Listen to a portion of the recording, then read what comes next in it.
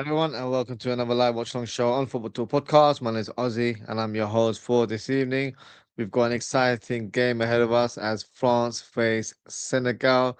So lots of quality and lots of familiar faces for us. So it should be an entertaining game. So what we'll do before the game begins, we'll go through the lineup. So we'll start with the registered home team, which is France. So for France, they've got Manon in goal. You've got Hernandez on the left, Kunde on the right, Saliba and Upamecano completing the defense. And then you've got Chouameni and Rabiot in the double pivot. You've got Elise on the right, Dembele in the number 10 role, Doué on the left, and Kylian Mbappe leading the line. And for Senegal, you've got Mendy in goal. You've got Diouf on the left hand side, Diatta on the right hand side of defense. And then you've got Niakite and Koulibaly. And your midfield three, you have Papagay and Ismaila Gay as well, and Lamine Kamara, a player that Liverpool fans will be familiar with, as we've been strongly linked with a move for the Monaco midfielder. So we'll get to see him in action today. And up top, you've got Nicholas Jackson in the line, and you've got Sadio Mane, of course, former Liverpool legend there, and you've got Ismail Assar, who turns up like a prime Mane whenever he plays Liverpool. He'll be starting on the right hand side for Senegal. So it should be an exciting game. Now, in terms of score predictions, I've been getting it right. I predicted the opening game correctly, the last game I got correctly as well in terms of yesterday's fixture, which ended 1-1 between Belgium and Egypt. Today, I'm going for a 2-1 victory for Le Bleu, aka France. So I think France will win 2-1 today. So if you're watching live, let me know in the chat what you think the scoreline is, and let's see if any of us are correct today.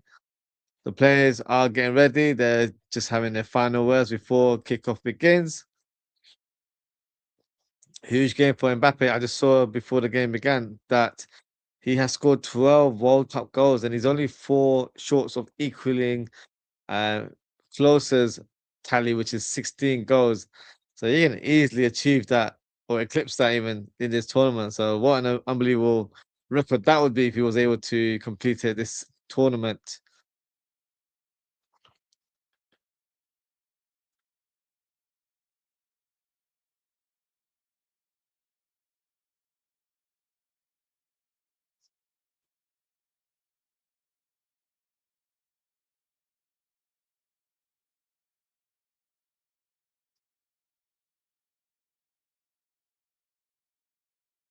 Diatta. Oh, I thought Mbappe was going to go through on goal there.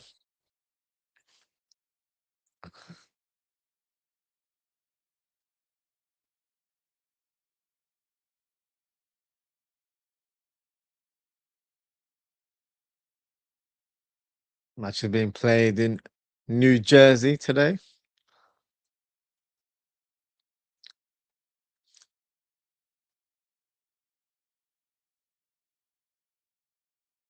Diatta. Let me come Kamara on the ball right now to Sadio Mane.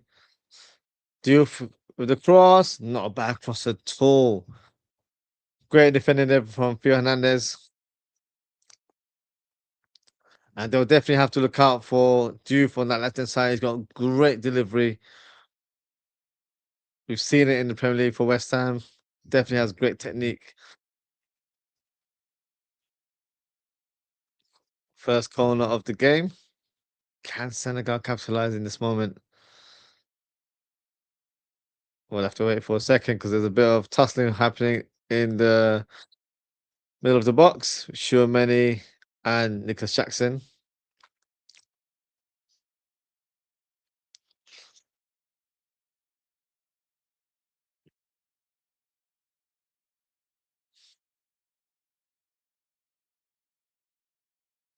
The ref is not having a bar.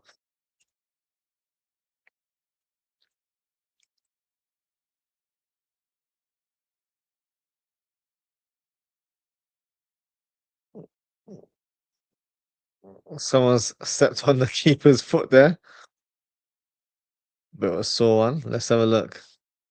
It's on his own player.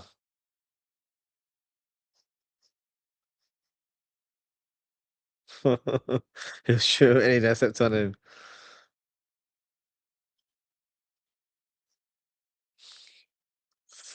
Saliba. Oh, set for Makana.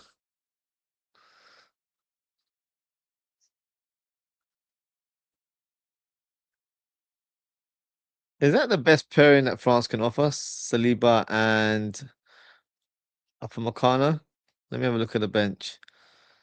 I don't even need to be biased there because obviously Kanate is no longer a Liverpool player.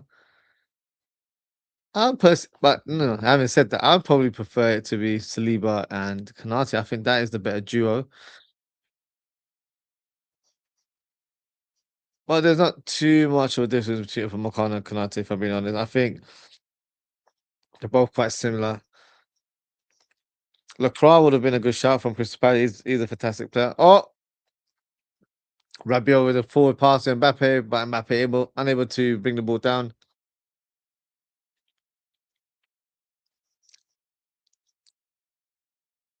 Sadio Mane fouled there.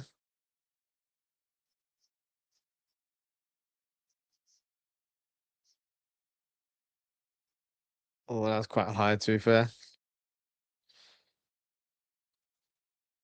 Mbappe was onside there. Didn't need to control the ball. I think he could just let it go past him and then he could have just chased it because there's no one's going to catch him up in that moment. Just needed better execution with that first touch.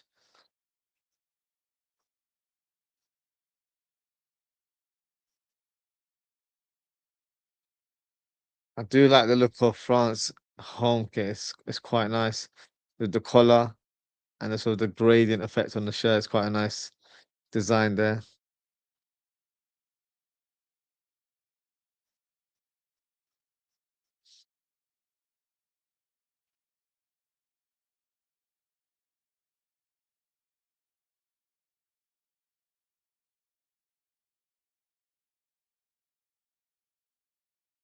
Germany on the ball. Interesting battle with the two number eights in Schumanni and Lamine Kamara. I've always said Schumanni is my dream signing for Liverpool, but the realistic signing I think we will probably be looking at this summer is Lamine Kamara. So let's see how much of a difference there is between the two players.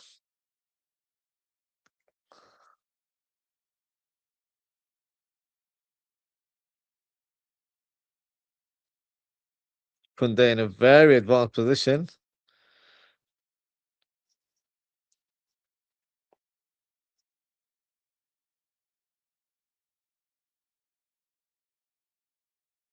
Mendy to Kamara. Nice touch. They can keep it in. Yes, you can. Well done to Diate. Oof. But intercepted there by Hernandez, who has the ball on the left hand side.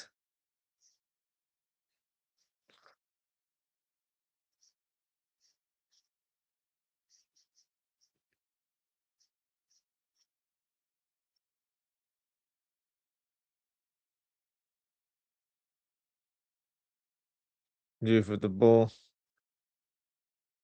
to Niakate.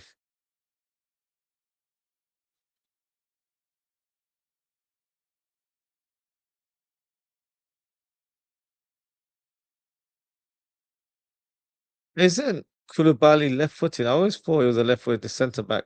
He's playing as a right-sided centre back today, which is slightly strange. Let's see how that dynamic works. Good touch from Jackson. Oh, lovely back heel. Ismail Assar. He shoots. Blocked there by Upamecano. Theo Hernandez.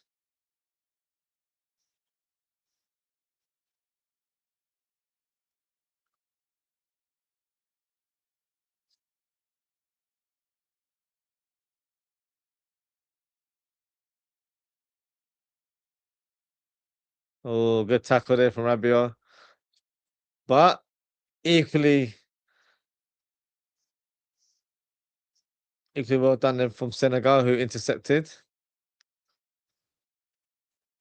Just got a couple comments here from Ozan. Big up Ozan. Says, Yo, Ozzy, I'm bloody sunburnt, bro. Watching 3 games outdoor. Bloody hell. And look, the heat over there is no joke. So you gotta make sure you're applying sun lotion next time because yeah, getting sunburnt is no joke. So hope you're okay. But I'm hoping you're enjoying the games as well.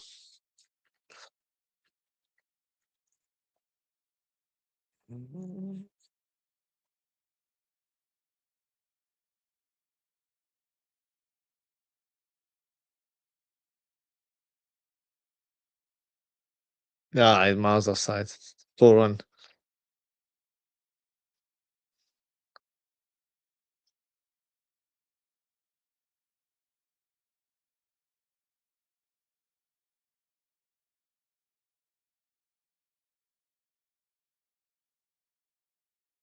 Saliba on the ball.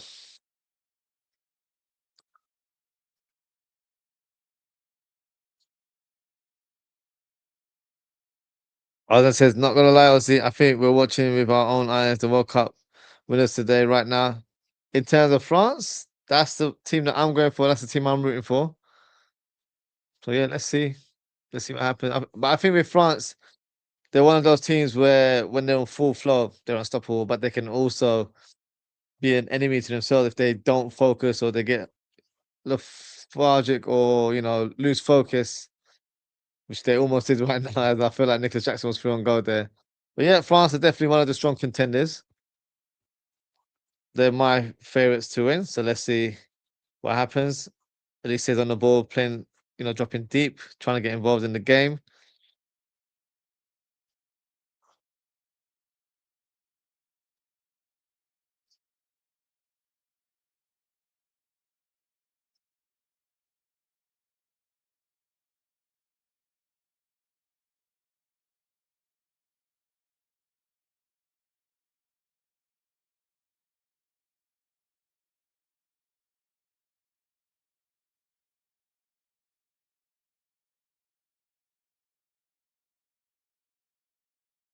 Well, it says, let's put it this way. If this France played Cape Verde yesterday, bro, it would have been 7-0 and not no.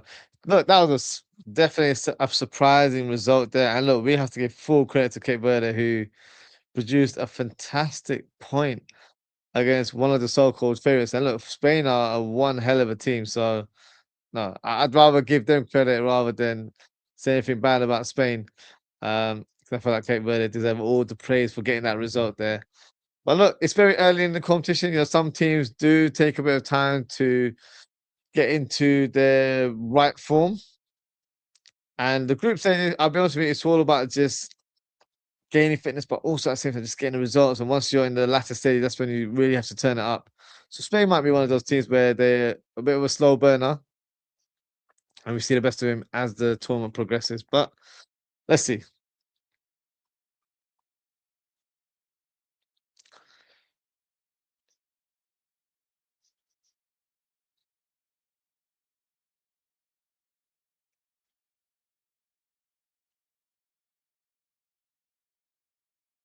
I was gonna say good point. Yeah, because if you see in the past, there's always been teams, especially for example, I believe the early teams like Brazil, the 98, the 2002 World Cup, they weren't, destroying teams in the group stage. They were just getting into their stride. And then as it got to the final 16, that's when it started really turning up. So it could be the same thing here as well.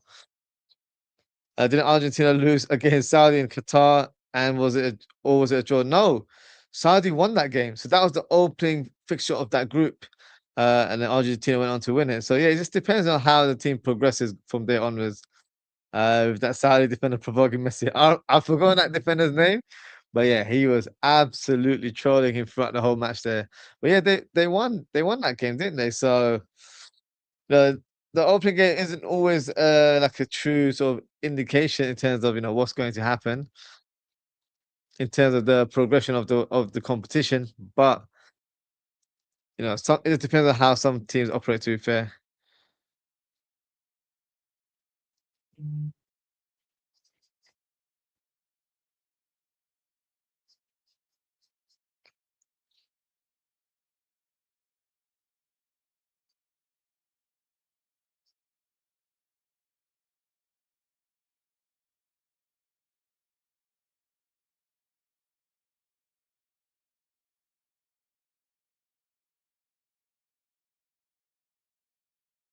another poor touch there from Mbappe.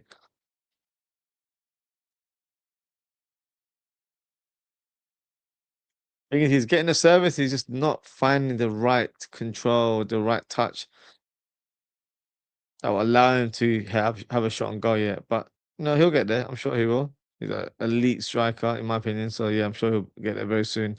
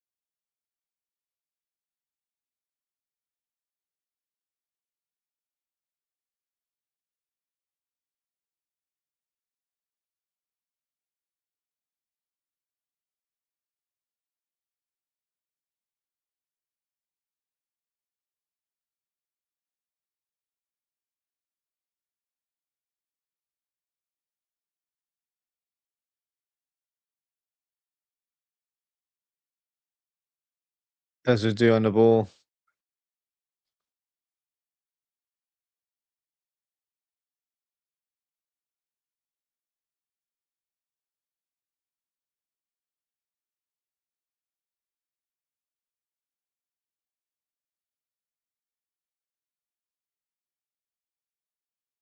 Or foul there.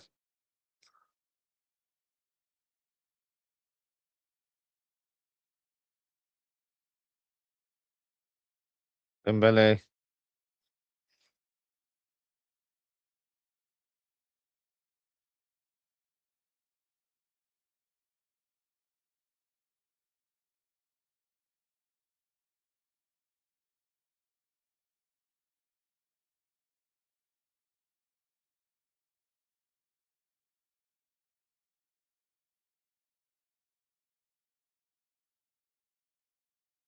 I was gonna ask you, Ozzy, was Lucha Diaz as good as Sadio, or is it an unfair comparison? For me, I would say Sadio Mane is the superior player. Of course, when Lucha first joined Liverpool, there was a lot of pressure on him to deliver. The comparison was always going to happen as he was a player that pretty much replaced Sadio Mane, even though they were both at the club at the same time. But the vision was always for Diaz to replace Mane and be the first choice left winger. In terms of positional sense, they are both left wingers. I just feel like Sadio has a lot more in his locker. So I would say Sadio Mane is the better player. Um, and remember, Sadio Mane is one of those players where he could play on both wings, but he was so strong, so powerful, great work ethic, really helped out Robertson on that left hand side. And he can play different roles and can adapt to those positions. You know, he can play effectively as a striker. You know, he can hold the ball really well. So you don't really get wingers that have that kind of skill set or that profile to even play different positions so effectively. He can literally play left, right, or as a striker, and he's equally good in all three positions. So for me, you know, he's definitely one of the best attackers we've had in recent history. So I would say Sadio Mane is the better player. Even though I do like Lucho, I think he was a fantastic player for us. But he was definitely a player that split the fan base. A lot of fans didn't like him. Maybe they thought, you know, he was a player that didn't have a lot of end product or just had purple patches, and that, you know, that was his sort of achievement in his Liverpool career, which I think is a bit strong.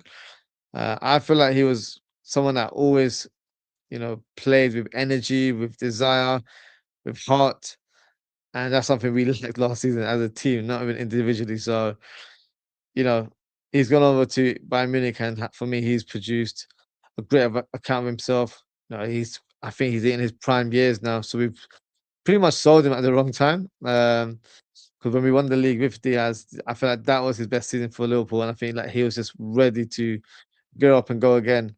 But the club decided to not to give him a new contract, and we had to, of course, part ways with him. But yeah, in terms of your question, I would go with Sadio Mane. I think he was a far superior player. I was going to say Sadio was also a workhorse defensively. Yeah, exactly that. You know, he really worked hard for the team, but he was so effective in the final third as well. and the type of finishes that he produced, I don't think Luis Diaz has it in his locker. So for me, Sadio Mane is by far the better player. Elise to Kunde. Elise has been a bit quiet today, not seeing him on the ball as much. Do it on the left hand side. And then to Mbappe.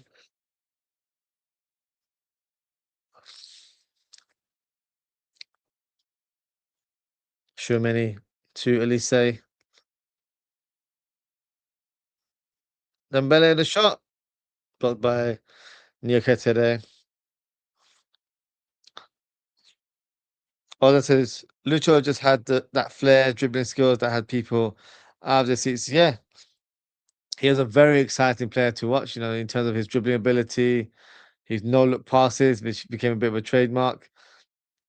But no, he's very talented. And when I say Sadio Mane is a better player, I'm not saying that Lucho is rubbish or anything of that nature. I just feel like Mane was a superior player. I really do believe that. But I really liked Luis Diaz, despite a lot of fans not appreciate him as much. And I was quite disappointed to see him leave last summer. Ismail Assar, oh, look at that terrible cross, terrible cross. Like having a girl that's so lame but can't really cook and look after kids versus a girl that's not so lame but do the lovely things. Yeah, that's an interesting analogy. But yeah, I hear what you mean there. Um, 'Cause it depends what you want, isn't it? In that sort of scenario. But yeah, I always felt like it was always going to be a difficult task for Liverpool to find a replacement for Mane. There aren't many players like that in terms of his profile. So I always thought it was going to be a huge ask. And I thought they signed a good player in Lucio Diaz. I think he was a good replacement. Of course, slightly different in terms of work ethic and how he applied himself in the final third, but effective in his own way, if that makes sense. So yeah, I just hope Liverpool actually replace Luis Diaz in the team now because we haven't signed the replacement, or we didn't make that replacement last summer. So I really hope and pray we make that replacement uh, this summer. I know we've got Rian Gamal coming through, but I still believe we need one more left winger, and that's even if Gakpo stays. I still believe we need another left winger. So let's see what the club do in this window coming up, because the transfer window is officially open now, so we can sign players officially. So let's see what Liverpool can muster up. Corner for France there. Good play from Kunde on that right hand side. Mane, as we were just saying, doing the defensive work for the team.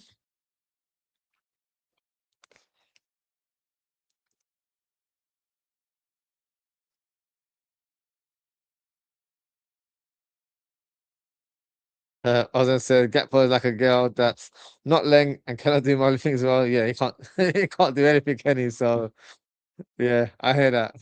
I hear that comparison, to be fair.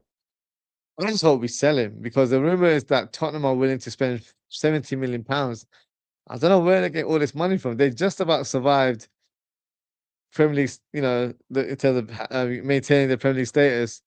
But they've agreed a deal for Van Heck with Brighton today for £52 million, which I'm not gonna lie, it's a bit excessive. He's a good player, good defender, but I don't think he's worth that money.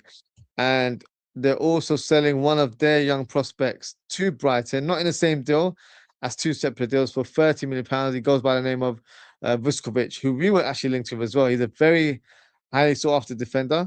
So I'm quite surprised that they've decided to sell him to Brighton. But maybe that was the sweetener to get Van Heck over to Tottenham.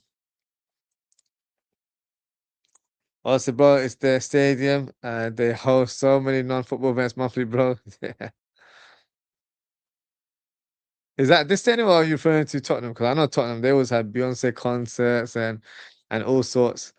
Um, yeah, they just about survived. NFL. I'm not gonna. I do like the technology of their stadium, because the way they've done it is that the pitch, it goes underground, and they basically take off all of the AstroTurf because they're all built with panels, so they stick together. And then they add another turf on top, and it goes back up as well. So it's quite fascinating in terms of what they've used in terms of the technology to change the pitches. But I do agree with you. The focus is more about non-football events, having Beyonce in town and a couple of these NFL exhibition matches. So yeah, I think you're right there.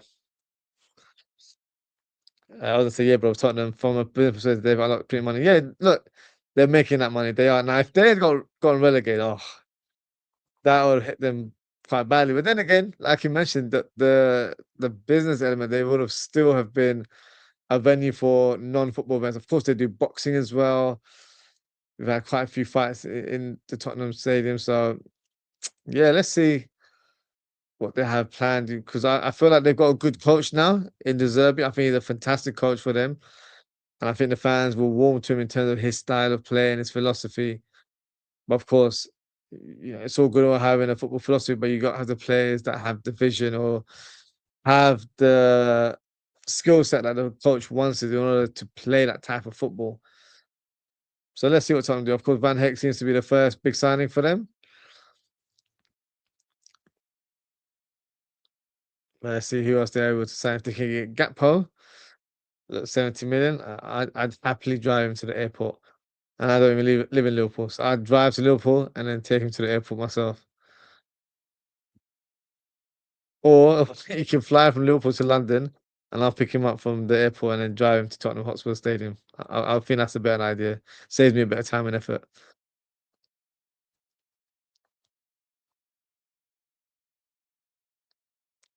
Theo Hernandez on the ball.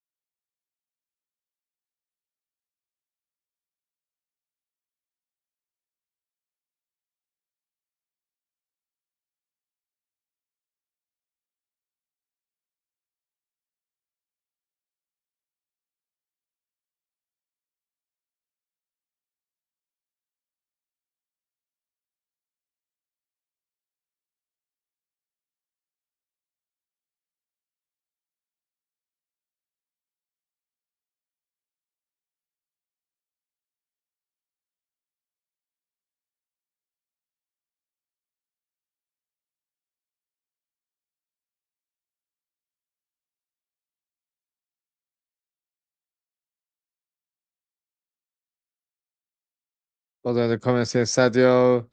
Oh, bloody, that was Nicholas Jackson. Yeah. They have another corner kick now. Oh,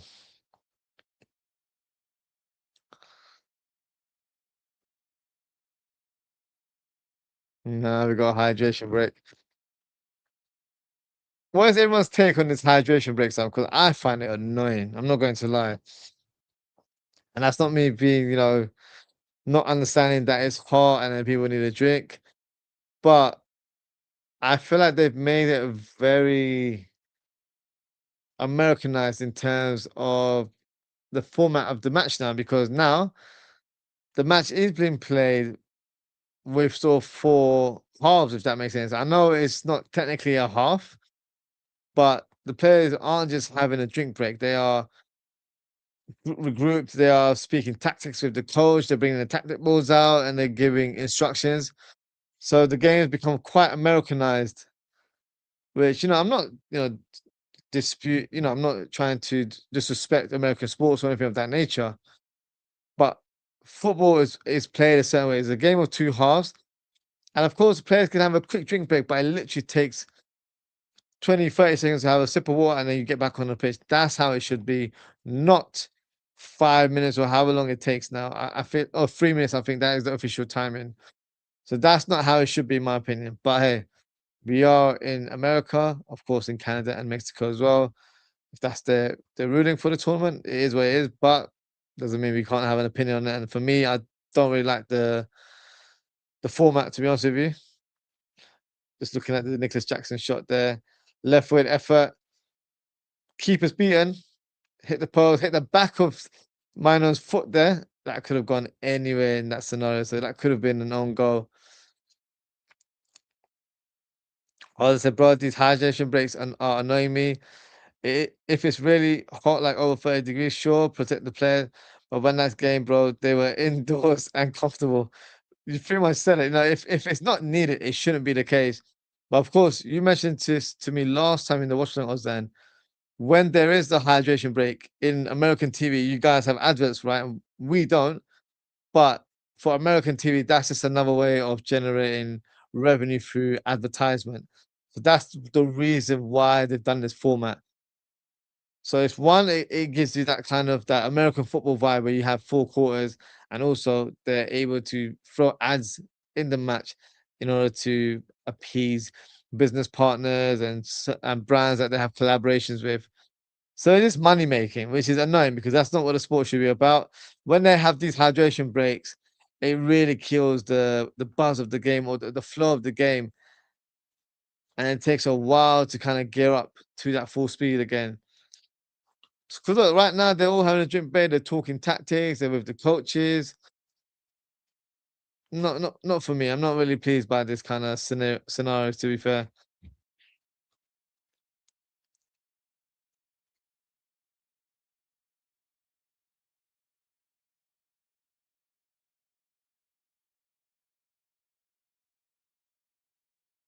As I said, or if one team has momentum, bro, the other team can reset due to the gaffer. Yeah, they can speak tactics during the game. Like they can just regroup and say, "Look, let's keep working on this." Or no, it's not working. They're getting momentum, like you said.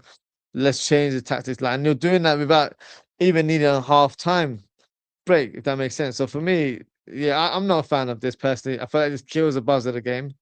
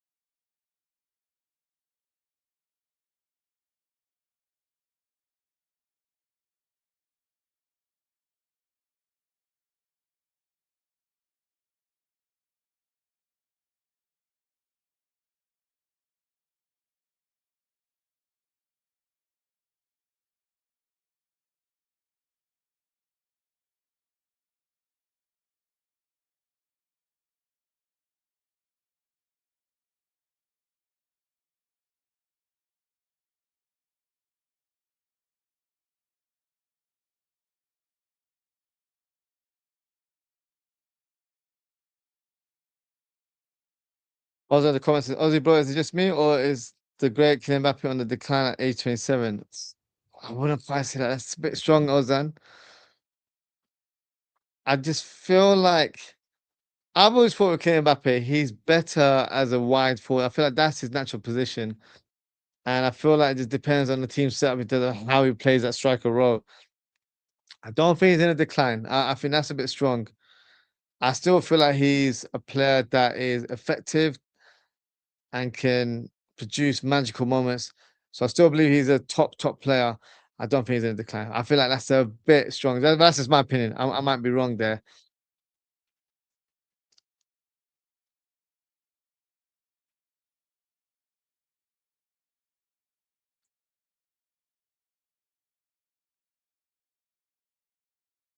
Funday,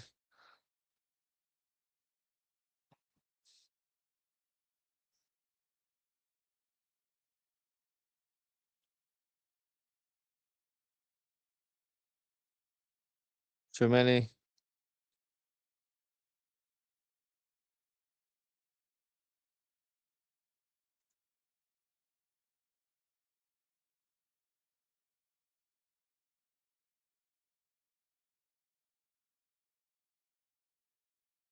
And this is what the game does after hydration, but it just goes flat. The crowd is flat as well. Just kills the atmosphere of the game, honestly.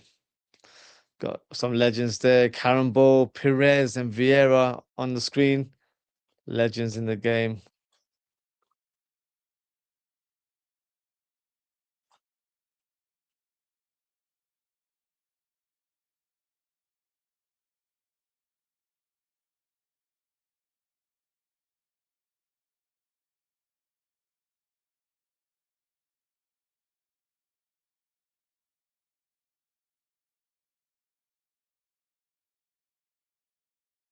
I was gonna say, bro, who's that former Arsenal player that's now a multi-billionaire? That's Flamini. So he's got a company. I think it's like renewable energy. That's that sort of industry, and yeah, he's making money. So yeah, that's Flamini. I read about his fuel company a while ago. Yeah, so that's Flamini. That's a former Arsenal and former Marseille player. He was actually a French international. Played a lot of games for France. So yeah, Flamini was the player.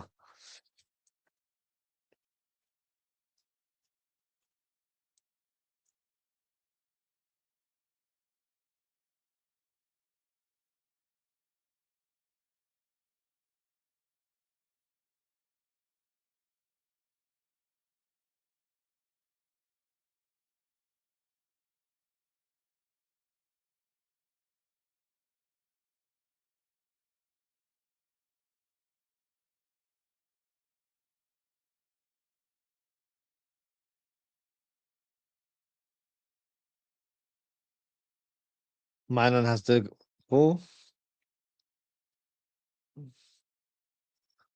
Not a lot of shots on target today. Senegal had 3 shots at goal. France have had one, none on target. So it's not been a free flowing game in terms of the attacking sense.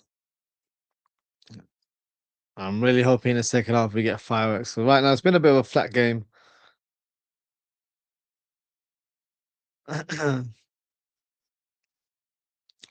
Good exception there from Dembele, Shumeni to Due, Via Hernandez.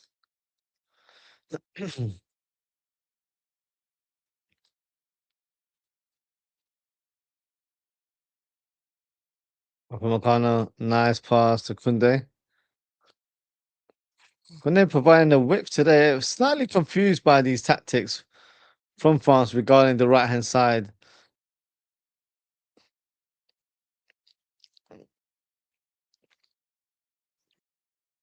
Olise seems to be playing a bit more of a deeper role and allowing Kunde on the outside. I feel like that's the wrong approach. Should be the other way around. Let Elise play his natural game as a winger. Let him take on the fullback rather than have Kunde providing the whip. Kunde is a decent player, but he's not the best in the final third. He's more of a solid all-round defender.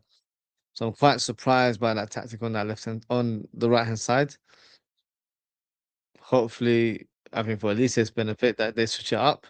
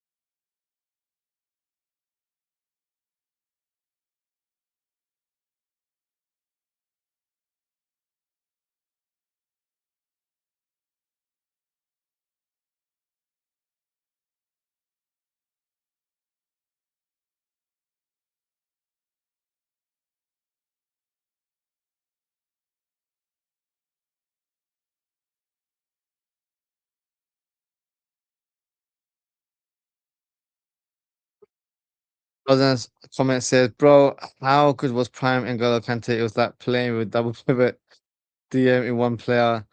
Uh, you could cover so much grass."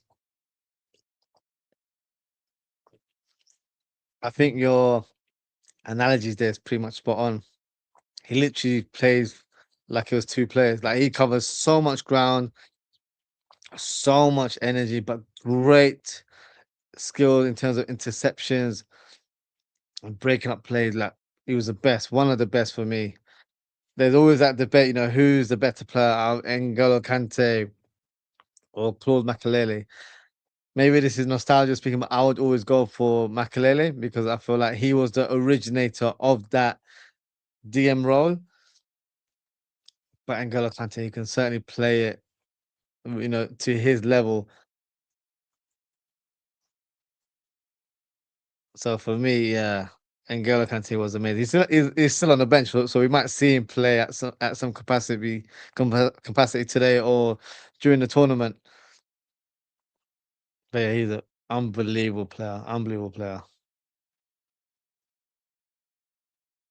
Honestly, I call it the Kante role. Fair enough.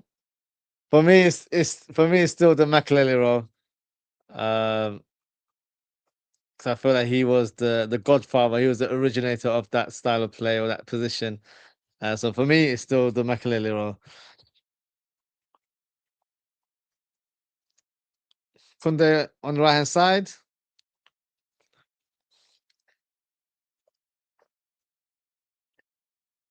terrible pass there.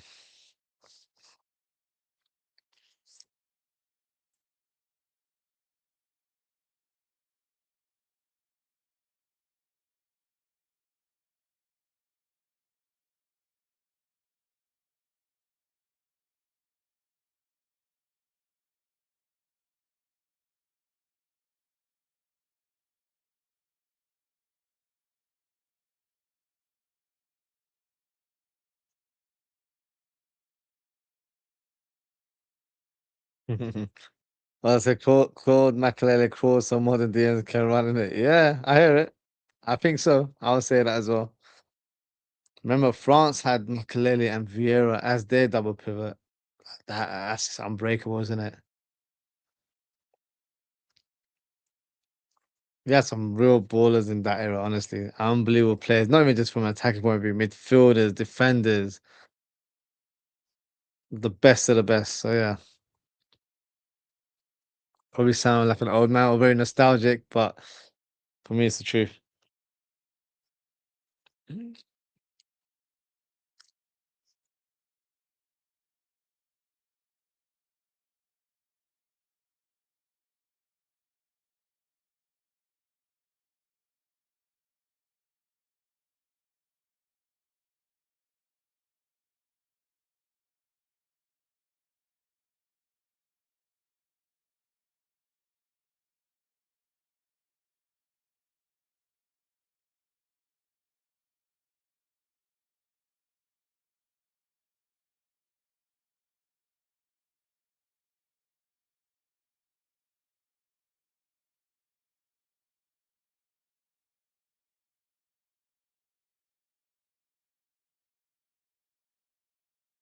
Honestly, I'm annoyed that this Saar guy always plays so well against us. It's so true.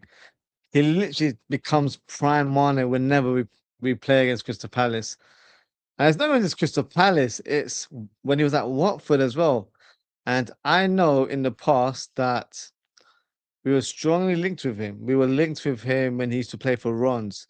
And just to give you a backstory from what I remember, Rons has just sold Osman Dembele to Dortmund. So they had Ismail Assar in the ranks and they pretty much used him as his replacement in the team. So he definitely, for the following season, he definitely made an impression and was highly scouted by Liverpool, and we were very strongly linked to him. And I think we still had Mane with us at the time as well. But for whatever reason, the move never materialized or whatnot.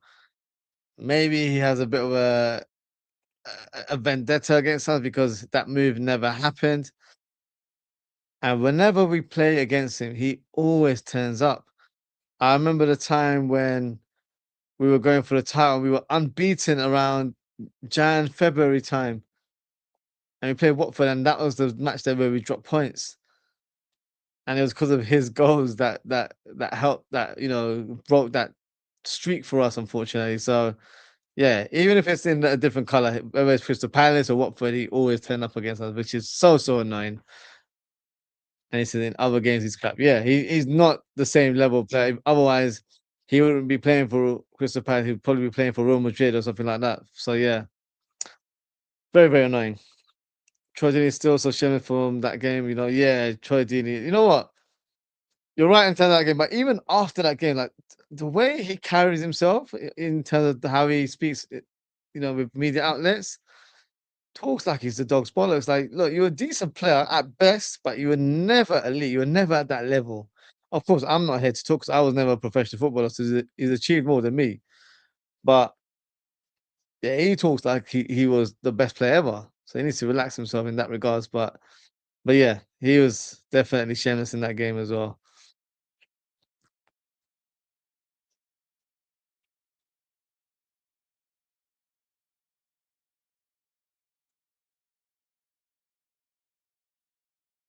Man said our Premier League title that season should always carry an asterisk. Yeah, you can jog on.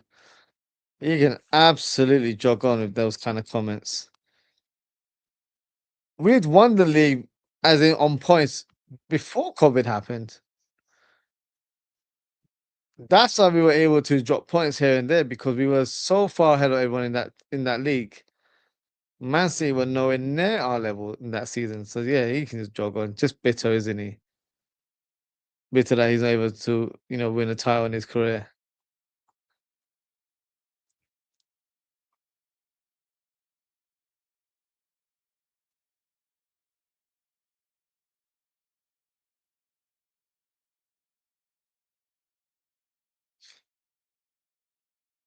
'Even if all games post-COVID return was lost to like we barely dropped points. So we were like I think we were like plus 18 points before COVID happened.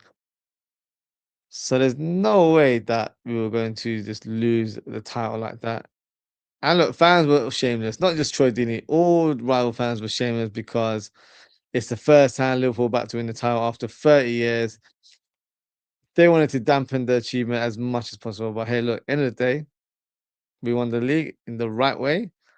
And then, yes, it got delayed due to COVID, but having said that, it was still a huge moment for the club of breaking that duck. And we've also won a recent title in the last 2, 3 years as well. So more than just a one-off, we have won another league title, 2 league titles in the last 5 years. So hopefully we can make it 3 and 6. That would be amazing for Liverpool.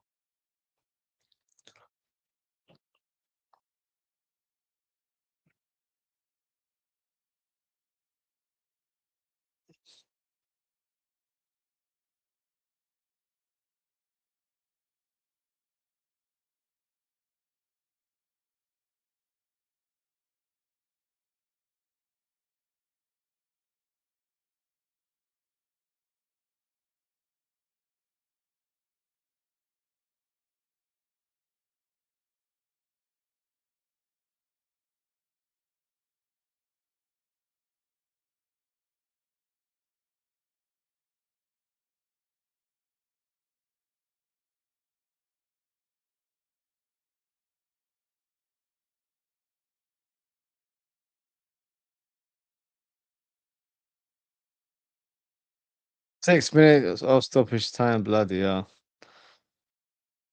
Also, only if Isak plays well for the club, as he does for his country dog, he'll get there. He'll get there. He was playing stop ball. He was playing haram ball last season, so that's why he wasn't able to be prolific. He'll be there this season. I'm pretty much sure of that. Same for your client Florian, they always step up for the nation.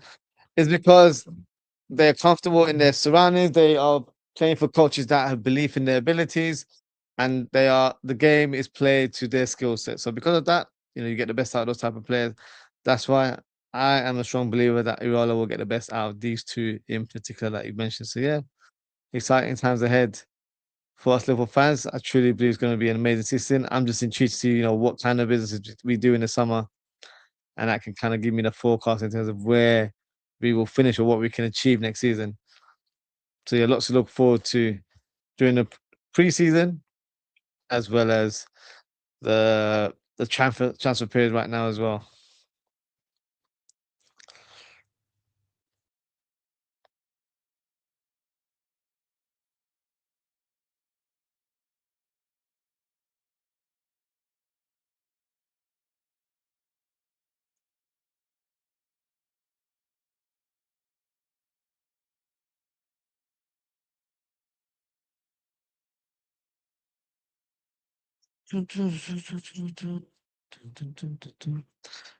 Honestly, I genuinely can't wait for PZ and that first fixture. By the way, has it been released yet? I believe it has. I think I was reading it the other day. Let me try and see if I can.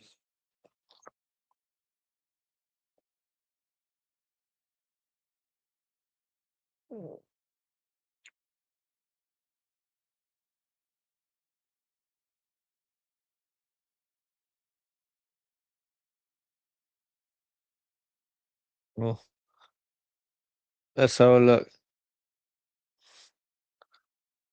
Yeah, so we're facing Wrexham on the 30th of July in America at the Yankee Stadium.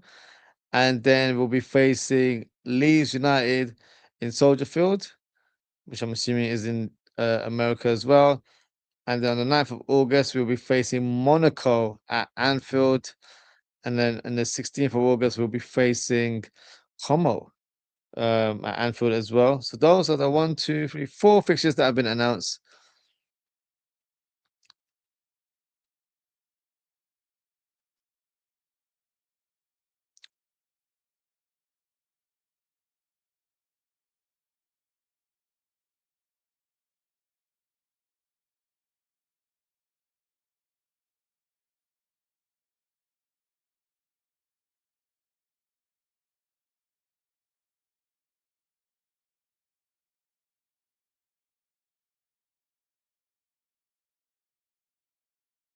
Oh, good score there from Ismaila Sarr. Falls the crown way too easy there. Though first half, yeah, I agree with you, Ozan. It's not been an entertaining first half. I've kind of gotten distracted with other things on my laptop, but yeah, it's not been a great first half at all. No real attacks, no real shots on goal. Tempo needs to be stepped up a little bit from both teams in the second half.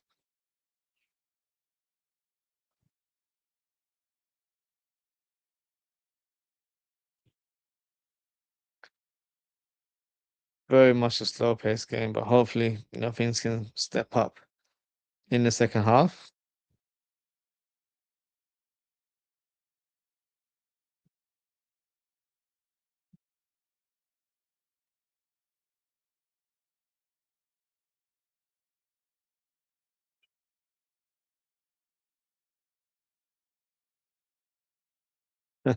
Honestly, that's so I know. That's hilarious. Let's have a look at that chance again.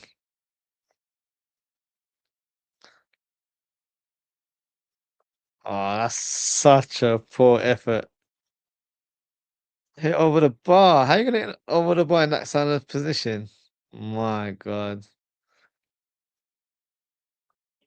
That's an awful miss.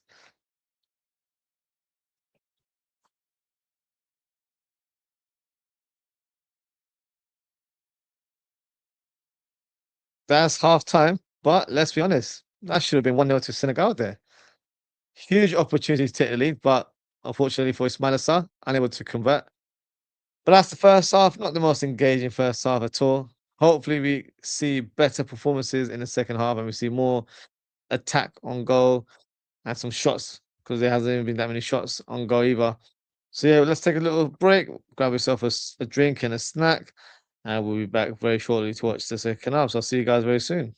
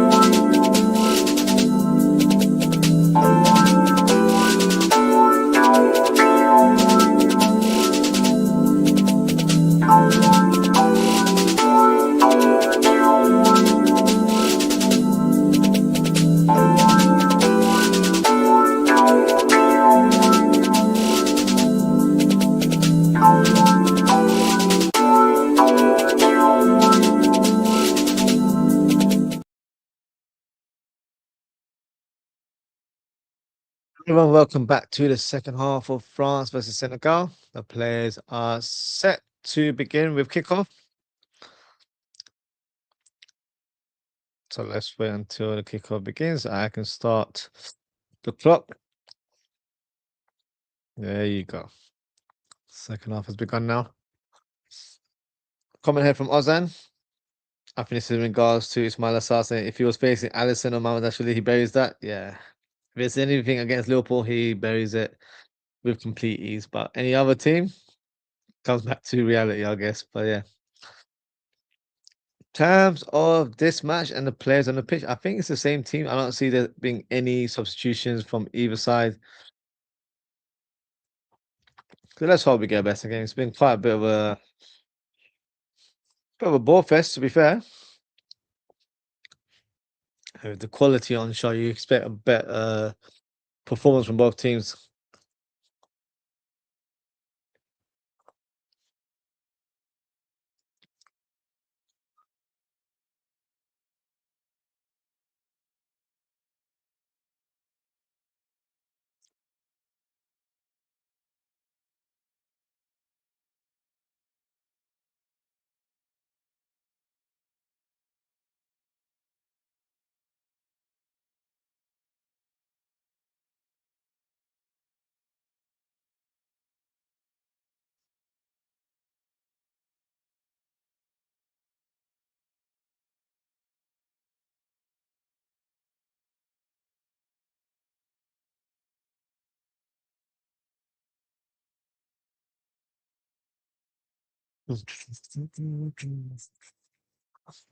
Strange rumors coming out in the Premier League about Sandro Tonali open to joining Tottenham.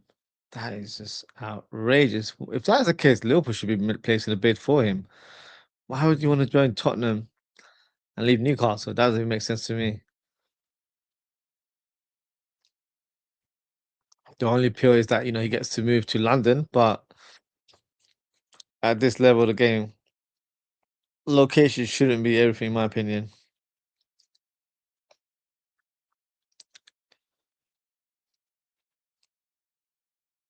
Decent shot there from France.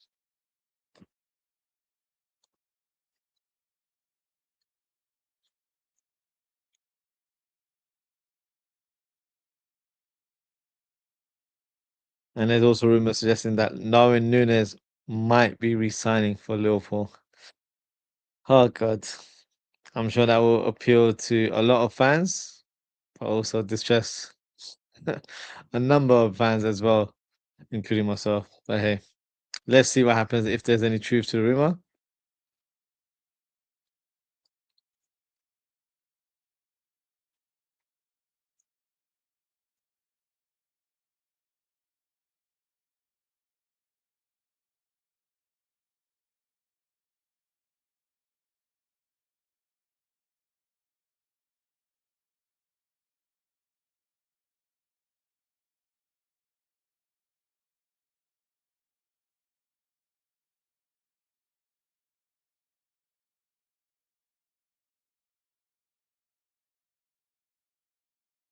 Do we on the ball?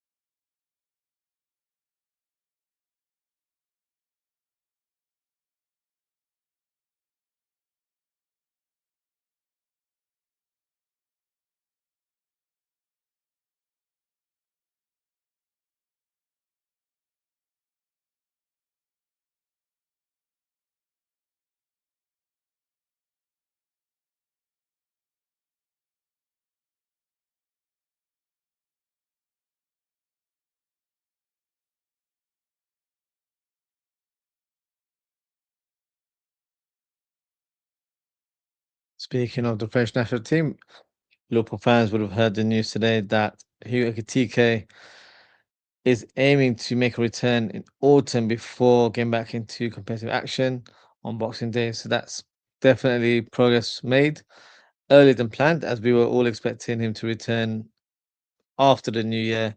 But it looks like he could be in contention during the Christmas period, which would be amazing. But of course, we have to take it one step at a time. He's returning from a very, very tough injury, and you don't want to speed up the process. You have to let his body heal the right way and not to aggravate the injury during the rehab process. So hopefully, he comes back live and kicking and ready to play in his full form because he is a player that showed a great promise for me last season and was probably one of the few positives to take from last season. So hopefully he's able to come back and come back stronger into the first team fold.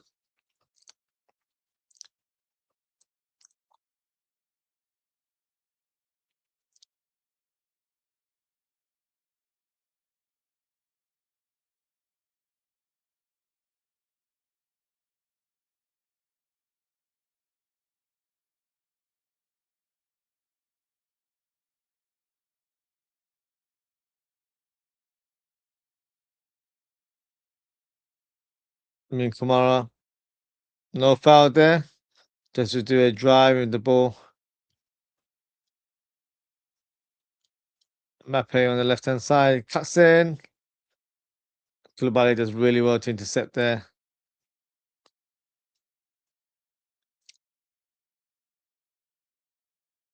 Oh, good tackle there from Saliba on this minus, I think it was. Comments here from Ozan says, bro, seen how Darwin played yesterday against Saudi. I want to stay away from him. I didn't even catch him in action. I put the game on, but I don't think he was playing. He must have come on as a substitute, I'm assuming, Ozan, because I don't remember him playing yesterday. Um, but was he that bad? You said he was largely anonymous. I don't know what the fascination is with our fan base, honestly.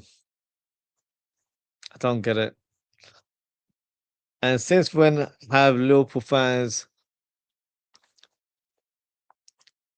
appreciated work effort above goals from a striker? Let's not be around the bush. For a striker, we want goals. We don't care about the work ethic. Of course, if you do that, that's a bonus because it sets the tempo for the team. But if my striker's able to get goals without doing the hard graft, it shows me what quality player they are in terms of their movement and their finishing. That's what I want. Elise driving, he shoots. Good save there by Mendy. Best chance of the game so far. Fantastic block there from the Senegalese goalkeeper.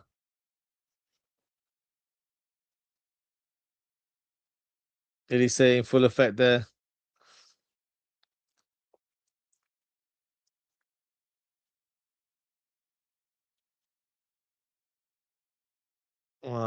Trying to place it. I think he should have gone for a dinked finish, then he would have got the goal.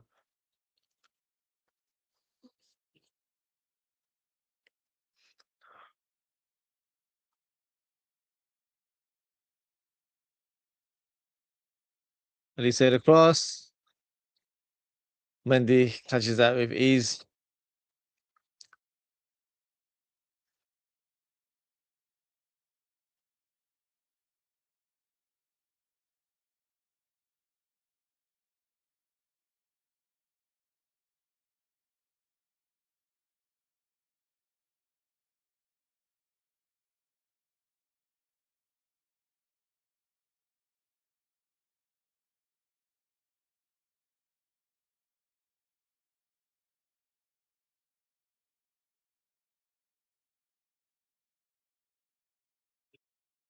Kunde with the tackle there on Diouf.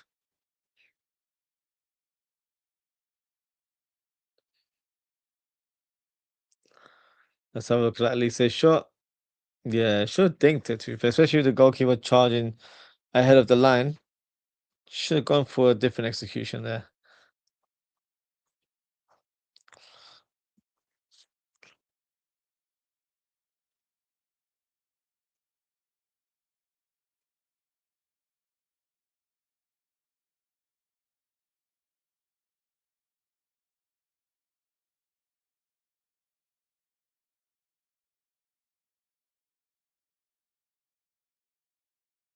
So to Jackson, unable to nutmeg Upamecano there.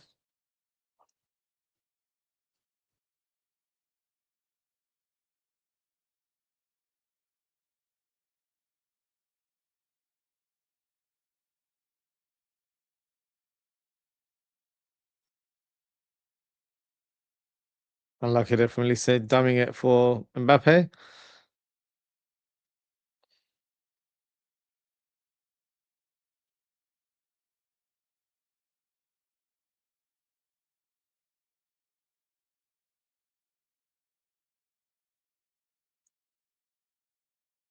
Oh,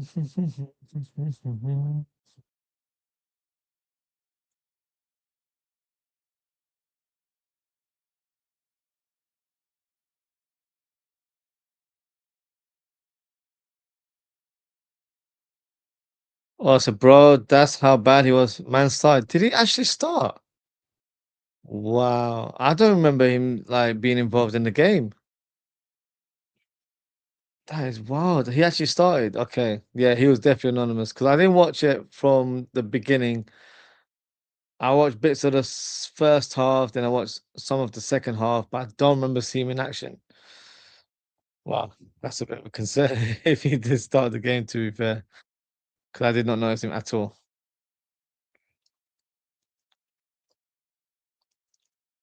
Kunde,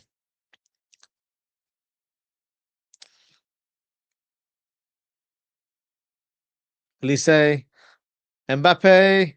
Oh, great chance for Mbappe. Good goalkeeping there, to be fair, but you got to put, the advantage on Mbappe of scoring there. Mbappe, bro. Yeah, that was a good chance. Good first touch, quick finish, but for me, should have done better there. Of course, give credit to the keeper. He made the crucial save there. Let's have a look at the replay from this angle. Yeah, he hit straight at the keeper. Just couldn't really angle his body or spread his leg where he could have like whipped in the other corner. But I'll give credit to the keeper. Made an important block there. Told you Ozzy he's in decline. Nah, I wouldn't say he's in decline. I wouldn't say he's in decline.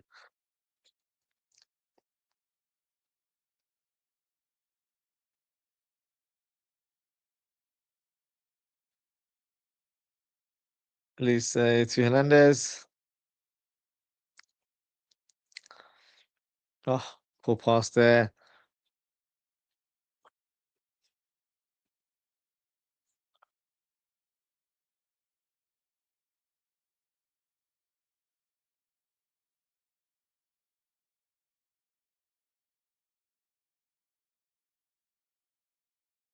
What's happening here? Let's have a look. Mbappe. Ooh, Mane's foul on Mbappe. Is that a penalty? Do you know what? It might be a penalty, because he didn't get the ball. Yeah, I think France might be getting a pen. Sorry, it wasn't Mane. It was Diouf.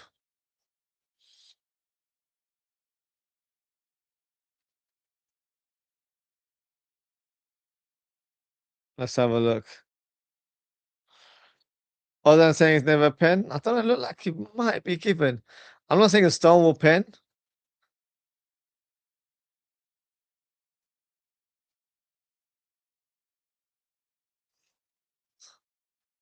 because there's no contact on the ball. That might be the deciding factor, especially if they are reviewing it. Let's see the replay. Hopefully, they can show us again.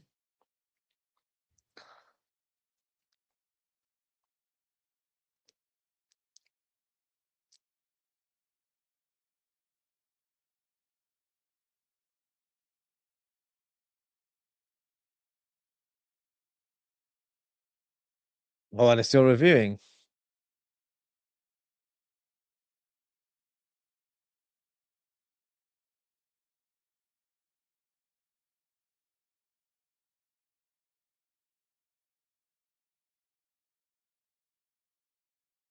Oh, he's going over to the monitor. Most likely will be turned to a penalty decision here, I would assume. So let's have a look at the replay. So it was Mane. He doesn't get him. It's a penalty. I think it's a penalty. Oh, it's from behind as well.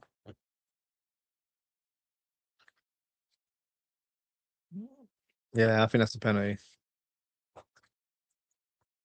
It is a bit reckless in terms of that challenge there. Yeah, it's a penalty.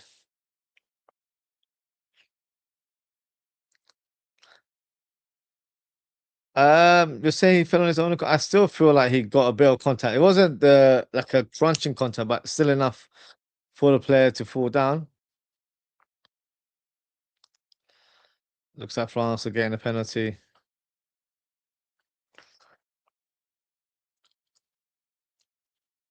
Oh, no penalty.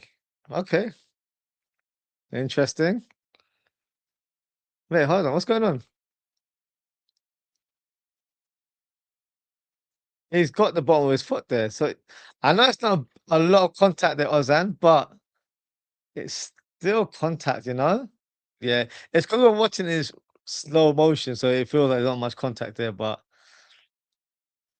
wow, I was just saying my Bruno is elite. Listen, you got that one right, but I think many of us are confused by that decision. A little bit confused by that one.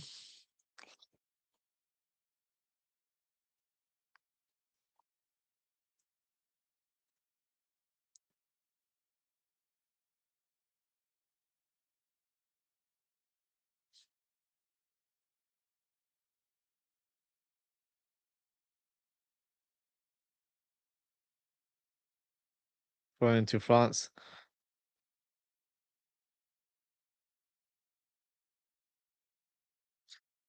This ref saw the Brazilian ref in the first game and said, "Nope, listen, that referee, yeah, was on something. I'm telling you, three red cards in the opening game. Wild."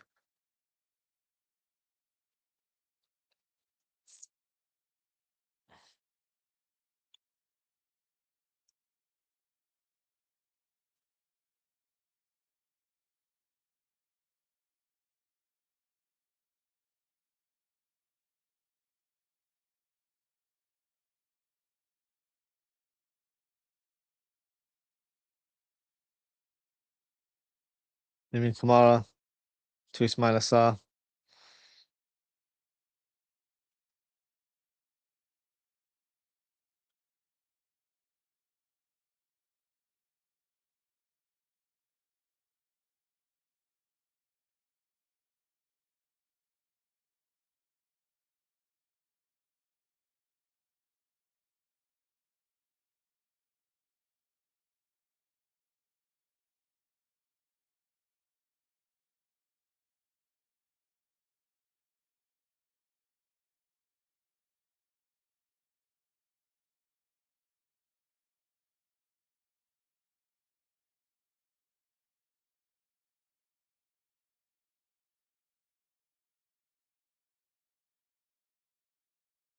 Let's look at the ref cam.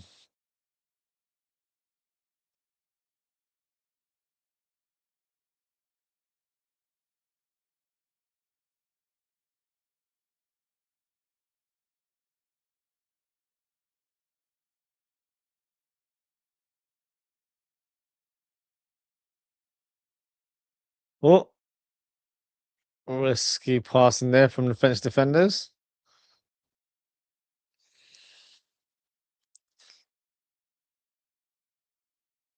Elise, oh, lovely ball to Mbappe. Oh, Mbappe. Why did you not control the ball there? That was an exquisite pass there from Elise. What a ball.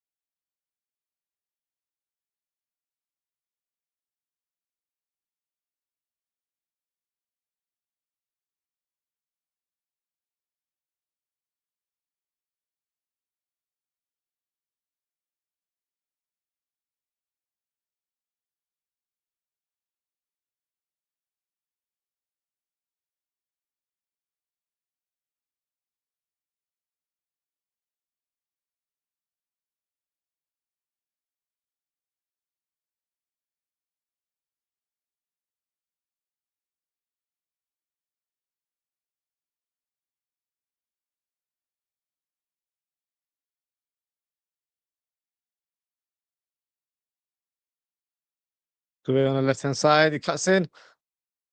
Fernandez. Good block there. I think that was Kamara.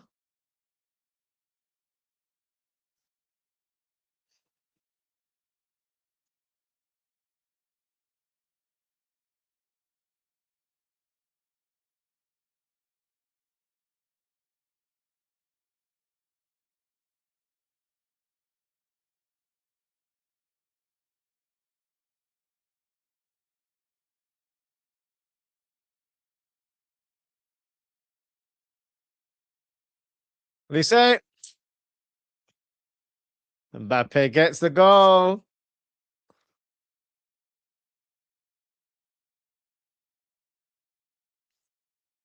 There you go. Opening goal of the game. I was gonna say, okay, maybe Kylian ain't finished. No, he's not finished. He's just trying to find his rhythm, to be fair. I was gonna say, people were scared about the entire Senegal team were gonna walk off the pitch in it. You know what? Maybe, maybe that was it. You never know. Double D, LOL. How was that not a pen? I don't know, Double D. I really don't know. Is it? And look, we love Mane, but let's be honest, that was a foul. No, it was a reckless challenge. Should have done better there. Ozan is quite adamant saying it's never a pen, but I think it is a penalty to be fair. And Mbappe finished. Look, didn't have to do much there. That is a striker's finish there. Follow the ball, directed it towards the other direction of the goal. 1-0 to France. And I think it's deserved. I think France have been a bit more on the front foot and have tried to create an opening, and I've got what they deserved. 13th goal for Mbappe in World Cup finals. So he needs to get 3 more, and I think he equals closest tally of 16. So let's see.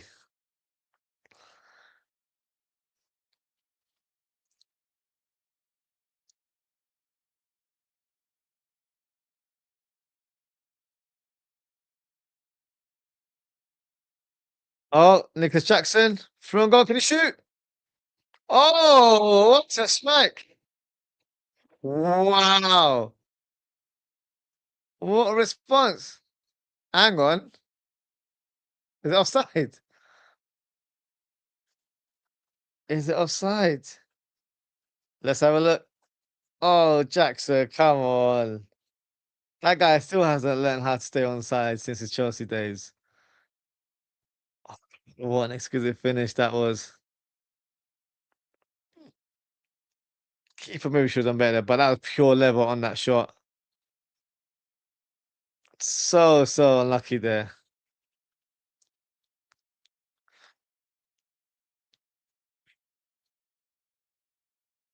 Now we've got the hydration break to kill the momentum. Look at that. The last 5 minutes has been really up to speed now. The tempo's increased. And now we've got to do the hydration break. So the sponsors can promote their products through advertisement. So annoying, honestly. Really, really annoying. It kills the momentum of the whole game. It really does.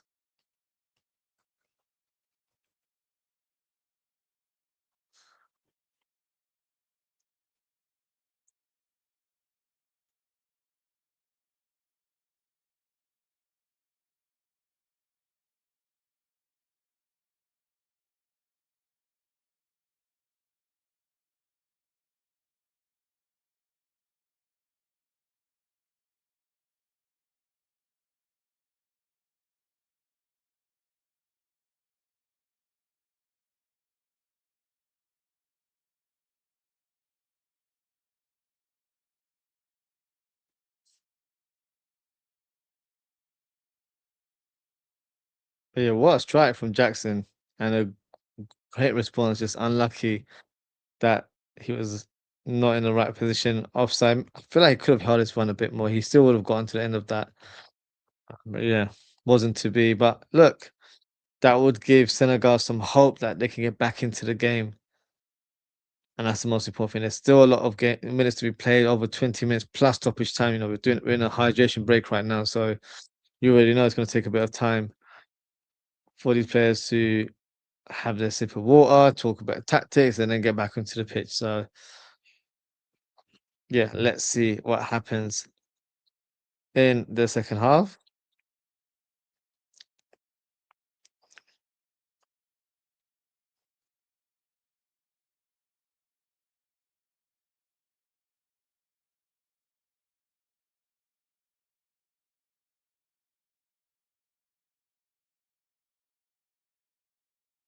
Oh. But yeah, let me know, guys, in the chat. What do you think is going to be the outcome of the game? Do you think Senegal can get a level, or will France run away with a 1-0 win today? Let's see what happens.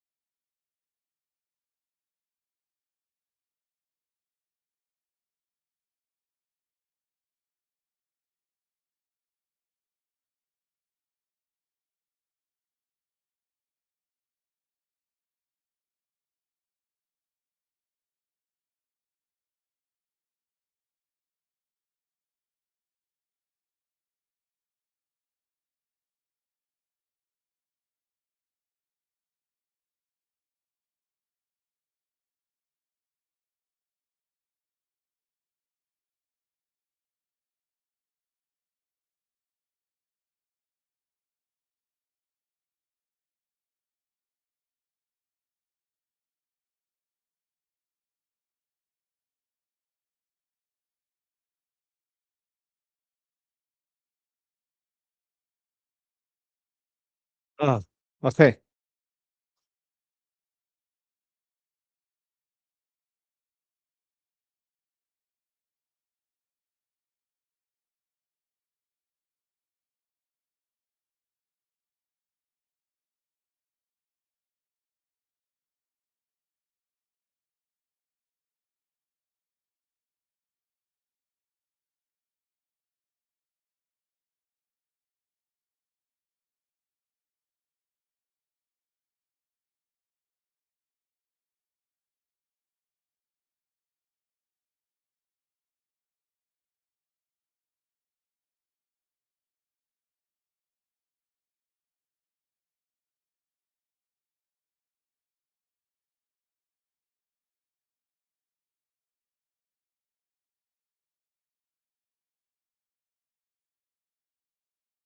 Also in the comments says they need to sub in my guy N'Golo and shut down this game. Was he? Look, it's not a bad option. Maybe they can bring him on. Let's see if they will.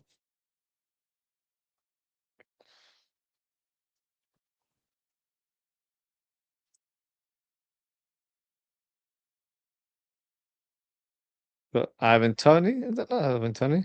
Oh, what if that was Ivan Tony? Who are these guys? Are they I thought from the New York Knicks? I thought the middle guy was Ivan Tony. Yeah, maybe I need to go Specsavers.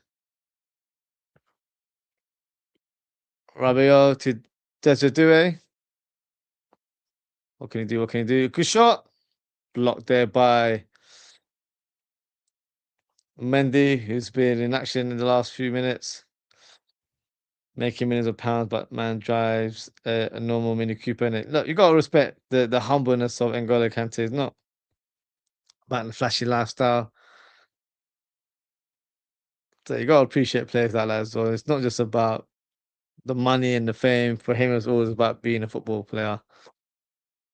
When asked why he said it's as good as any car, it is. Look, car is a car, gets you from A to B, right? So yeah, he's not very a materialistic type of person, which is fair as well. Don't think you need to be honest with you. Kunde to Mbappe.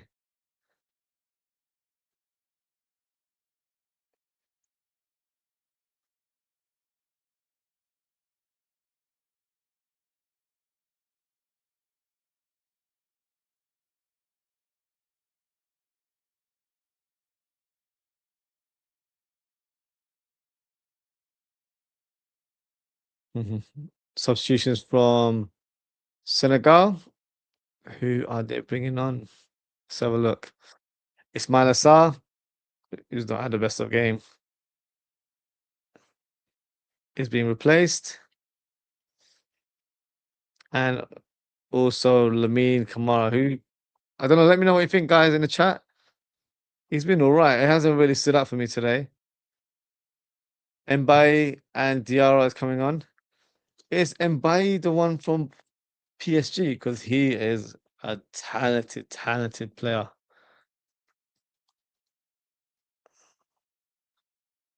It is Ibrahim Mbaye. He is a baller.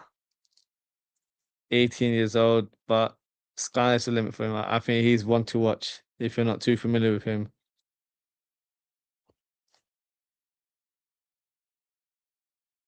I'll probably go on to say he might even get the equalizer for Senegal today. That's how much hopes I have on him. So let's see what he can do. Right now, Senegal have the ball.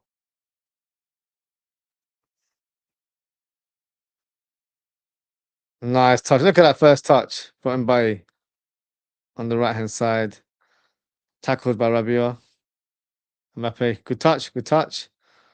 I think Koulibaly burns him.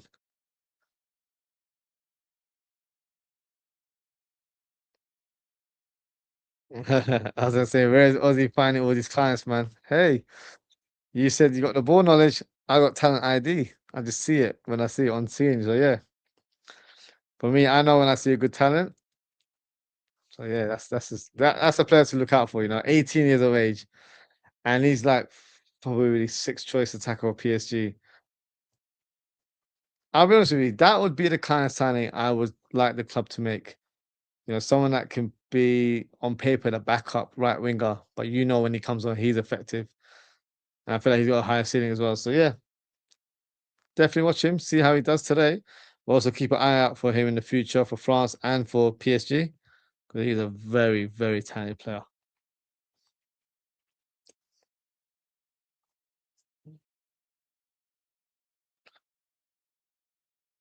Is it a free kick? Let's have a look. Yeah, it's a foul. It's a foul.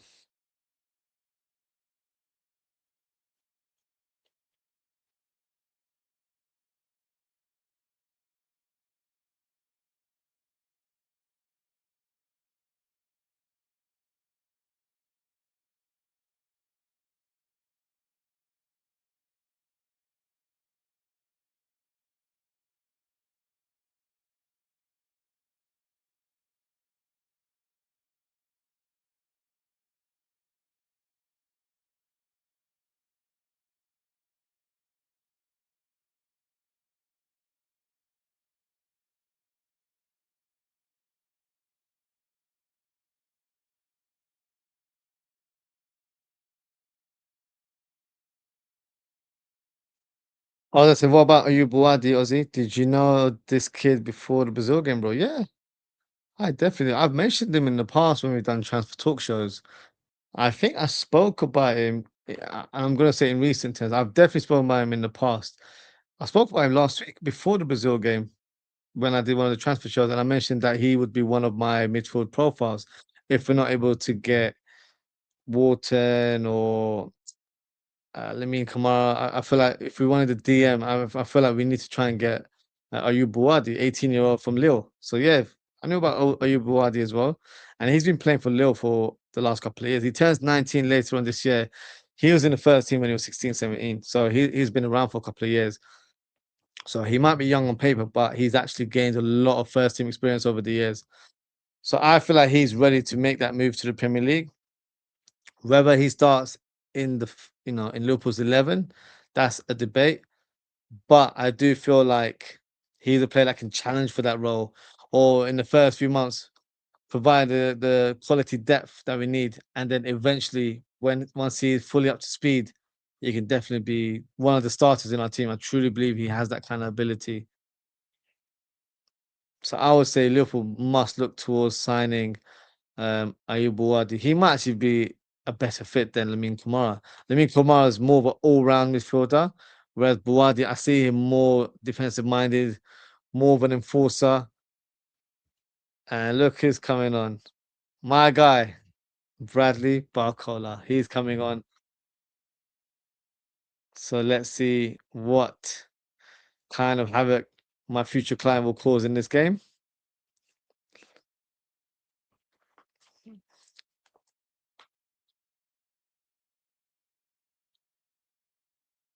He's playing on the right wing today.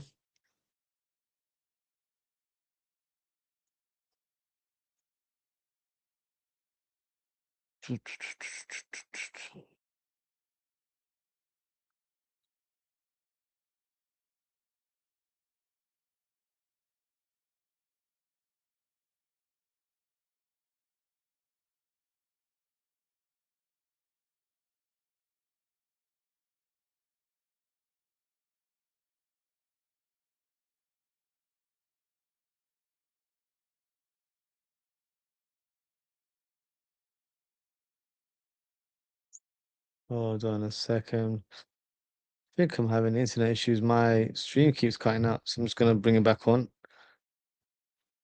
Hopefully, Barcola hasn't scored because that'd be a bit annoying that I miss his guys as soon as he's come on.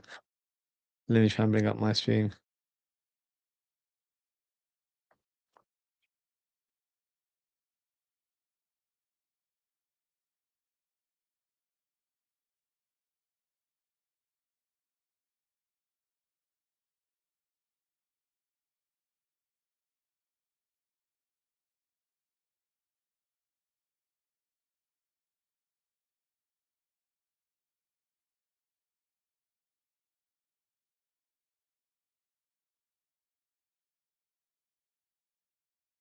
No, are you kidding me, guys? Has he scored? That is so annoying. No way. I'm still trying to put the stream on because my app, because I'm using BBC iPlayer, which is the channel that's showing the football match today on in the UK. My app's just crashed. It's still crashed. So I'm trying to find another platform to watch it. That is an absolute P take. You can't make that up, can you? Oh God. What was the goal saying? Was it a good goal or was it a straight finish? Let me know in the chat.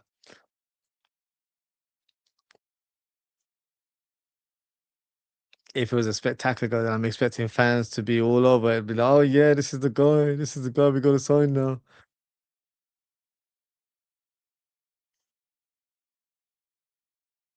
Oh, let's try and get the footage back on. Normally these apps have been great for me, BBC iPlayer and the ITVX app. Never had an issue. I don't know if there's a large volume of people watching it today and they're unable to make sure that the streams are working correctly. Let's have a look. Okay, my footage is a little bit behind, so that allows me to watch the replay now. So I'll update a minute so you know exactly what minute I'm on.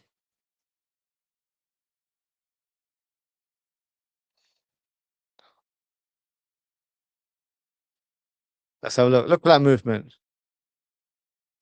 Oh, God's sake. As I'm watching it, it crashes again. Oh, I'm getting a bit worked up now. Give me 2 seconds. I'm going to check what's happened with my internet. I'll be back very, very shortly, guys.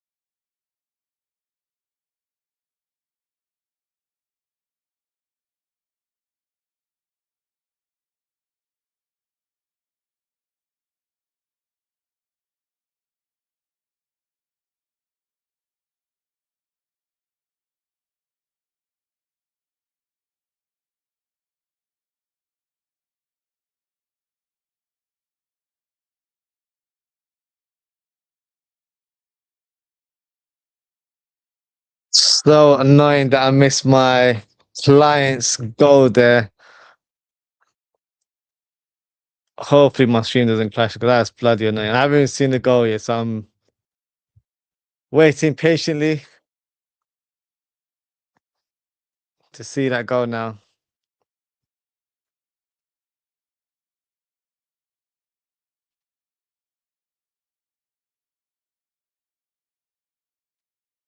Okay, there we go. Ozan says it was an exquisite toe poke finish. Okay, I'm gonna have to watch the replay. But yeah, 2-0 to France, a goal from my future client in terms of Bradley Barcola. And hopefully he'll be a future Liverpool player as well, based on the rumors that we're hearing nowadays.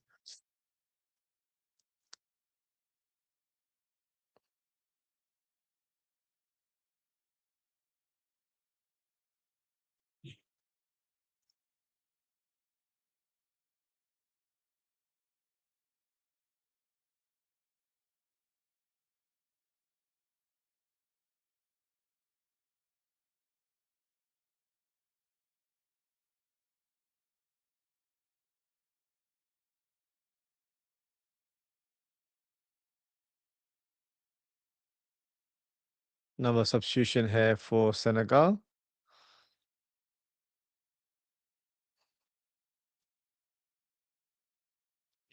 As his stream slotting out as his client scores is the highlight of this tournament. It's got to be, isn't it? All giving him that praise before he steps onto the pitch, and then my stream cuts off. Can't make that up, can you? Can't make it up.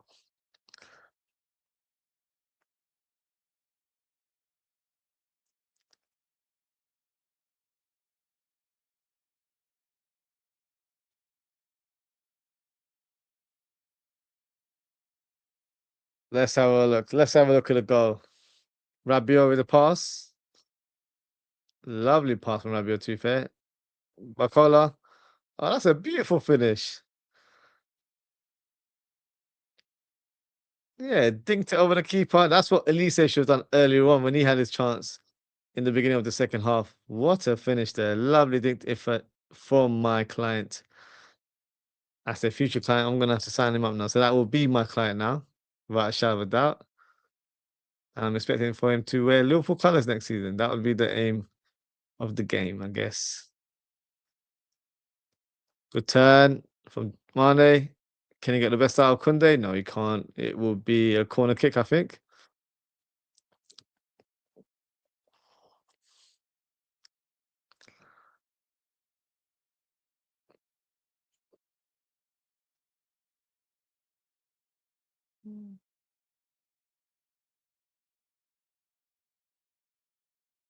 You've set to take the corner kick for Senegal. I think we'll get at least 5-6 minutes of stoppage time.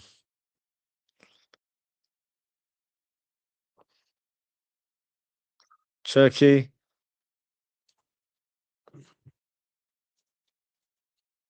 But kind of morphed into a number 9 there all of a sudden. He ain't got the capabilities to do that.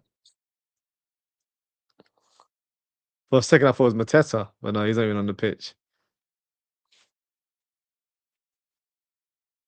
8 minutes of stoppage time. Okay.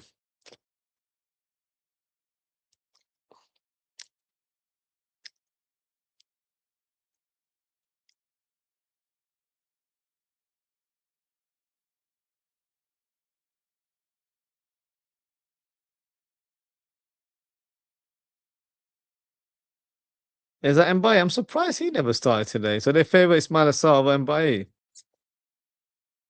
That's poor decision making from the coach, in my opinion. Njai, sorry, not Mbaye. Njai. Mbaye is the other player that I like from PSG. But Njai, he's been Everton's best player. We've probably been one of the best wingers in the Premier League last season. Very surprised that they prefer Ismail Assar over him. Elise on the ball. Holds it up. Lays it off to Cherky. Fantastically there. Cherky gliding with the ball. What can he do? What kind of magic can he produce? Tries to find Elise, but unfortunately he gets deflected away from the player. Mane has the ball now.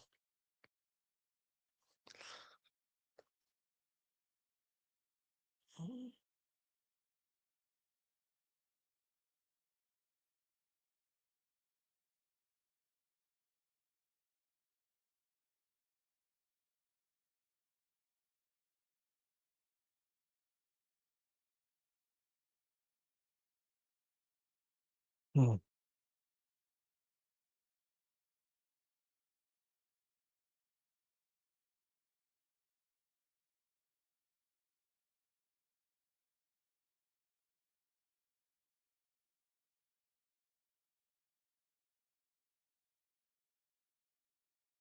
Barcola on the ball, left hand side to Mbappe.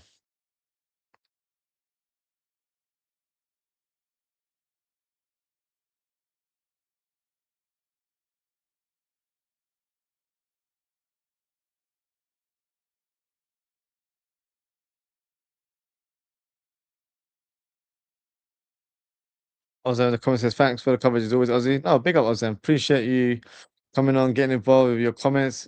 It makes the show a lot more engaging. So appreciate your time. Appreciate you getting involved. So yeah, I'll try and do some more watch alongs. Let's have a look at the fixtures. I have a few lined up for this week. So hopefully we can continue with our World Cup series. So tomorrow, what is the plan for tomorrow? England. We will be watching England versus Croatia tomorrow at 9 p.m. And then on Thursday, which match could I do on Thursday? Hmm, I'll have to check my schedule because there's a few earlier games on that day. Maybe Czech Republic versus South Africa. I'm not sure if I'll be able to do that. Thursday, I would say to be confirmed, and then Friday, we can do Scotland versus Morocco. That should be an exciting 11 p.m. on a Friday, so a late night fixture there. Hopefully, I don't doze off as I'm doing a watch along. And in terms of the weekend, got some real good games there. I'll definitely have to do either Netherlands or Sweden or Germany and Ivory Coast. Most likely Germany and Ivory Coast. It will be us watching Florian Wirtz and potential new signing in Yan Diamonde. And on Sunday, I think I'll be doing a watch along of Spain versus Saudi Arabia. So yeah, a few matches to look out for. And for the unforgettable highlight there. I'm a little bit annoyed with my coverage here in terms of the BBC iPlayer. I would definitely be complaining because there's no point of me paying a TV license and not getting my live footage without the app crashing. So there will be a complaint coming through my way for sure. Senegal have the ball right now for Mbaye. Oh, great turn. He shoots. What a finish. What a strike there from Mbaye. I told you guys, go watch out for this kid. He's a very special talent. Very special talent. Look how he gets past Theo Fernandez. And look at that strike. Keeper probably should have done better, if I'm being honest with you. But end of the day, he got the goal. And look, if you're a betting man, you might have to listen to my score predictions. This is another one I'm getting right. I said 1-1 yesterday for Belgium, Egypt. I said 2-1 for France versus Senegal. I said 1-1 for Mexico versus South Africa. I can't remember what I had for the second prediction in terms of Canada and Bosnia, but from what I remember, I think that's a lot of games I'm getting right. So hey, but the game one is unskippable. 100% agree. If I have plans on that day, they might have to be cancelled, or you might see me. Oh, wow! What a strike there from Mbappe! What a strike! Unbelievable! And Ozan, he said it was finished. If it's finished, hey, I got notes there. What a strike from Mbappe! Look at him. Did that say something? What a strike there! And that's instinctive finish there. Look, Mbappe turn. He sees the space, shoots. Boom! Look at the power. Keeper couldn't stop it. It swerved away from him. The arm was in the right direction in terms of where the ball was going. Just couldn't make that block. Too much power in the end. What a strike. Oh, then let's say apologies to Kylian Mbappe. Yeah, I think you're right. And it was a fantastic finish. This game has come to life in the last minute. Yeah, and thankfully my stream is holding up. So yeah, I've been able to watch the goal, but I missed my client's goal, which is a bit annoying. But nonetheless, it's been a decent game so far. In the end, took a while to get going, but got a bit of action as we're approaching the last few minutes of the game. And that's what Kylian Mbappe is capable of. He can just create magical moments like that. 14th goal of his World Cup finals uh, tally there. So he needs two more, and then he'll be matching closer for his numbers there. So I think he'll definitely beat the tally this World Cup. And with the cross, taken away by Saliba. Mbappe again. He's in the mood now. The ball's hit his face there, I think. Senegal, I'm going to put the ball out of play. He's just saying the ref is a head injury. I don't think it's quite a head injury. The ball smacked his face there, so it's not quite a head injury or concussion or anything of that nature. Probably got a busted lip. I think the ball smashed him into the face there. Oh no. What a strike. And sometimes you got to go for goal in these moments. You can't always score the perfect goal. Sometimes if you have that space around you, just go for a long shot.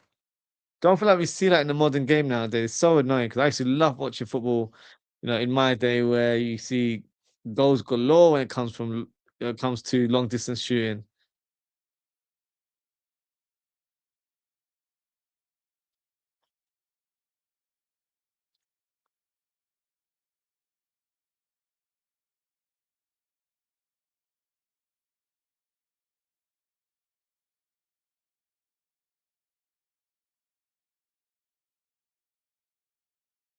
Oh, Turkey with a misplaced pass. And by what can he do? Low cross. Oh, that's a fantastic pass and on goal.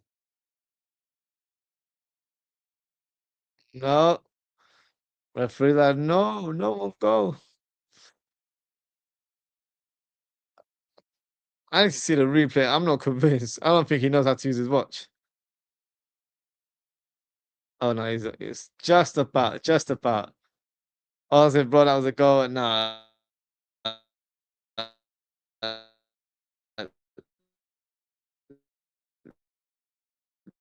Looking at the replay. But that is the full-time whistle. France were victorious in the end with a 3-1 victory against Senegal. At one point of the game, it felt like it was going to be goalless, but the players turn it up towards the latter stages. Goals coming from Mbaye and then his top teammate Barcola equalizes for France, and then Mbappe scores a couple goals, with the last goal being an absolute rocket of a finish. So one of the favorites of the tournament have started their campaign. We will win, and let's see how they progress as the games go on. But that is it for today, guys. Thank you so much for tuning in. Shout to Ozan as always, and shout to Double D. Appreciate your comments and engagement as always, guys. If you haven't already, please don't forget to like, comment, share, and subscribe to the channel. In terms of upcoming shows, I plan on doing a Liverpool transfer talk show at 11 p.m. So in 1 hour's time. Not a lot to discuss, but nonetheless, we'll see what is circulating in terms of potential rumors and potential players that are being linked to the club. So make sure to tune in, and we can have a little chit chat about all the news that is being presented across the airwaves. And that's it for today, guys. Thank you so much for tuning in. Take care, stay safe, and I hope to see you guys very, very soon. Goodbye.